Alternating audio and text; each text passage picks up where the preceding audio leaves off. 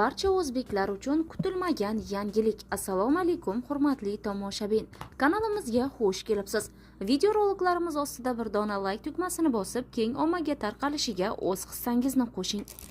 Turkiy davlatlar tashkiloti musulmon diniy idoralari rahbarlari kengashining fatvo hay'ati Samarqandda bo'lib o'tgan yig'ilishda 2026-yil Ramazon oyi boshlanishi va Ramazon hayiti kunlarini belgiladi.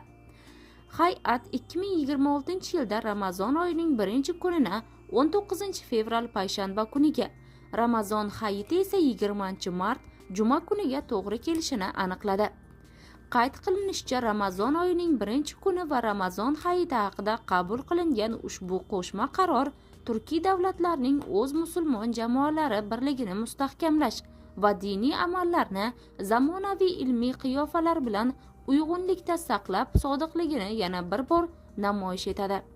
2026-yil 2-4 fevral kunlari Samarqand shahri Turkiy davlatlar tashkiloti mamlakatlari musulmon diniy idoralari rahbarlari kengashi huzuridagi fatvo hay'atining maslahat yig'ilishi bo'lib o'tdi.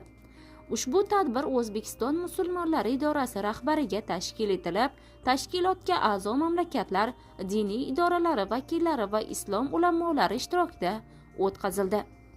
Hurmatli tomoshabin, videomiz ostida bir dona like tugmasini bosib qo'yishni hamda ushbu Ramazon haqidagi videorolikimiz keng tarqalishi uchun o'z hissangizni qo'shishni yodingizdan chiqarmang.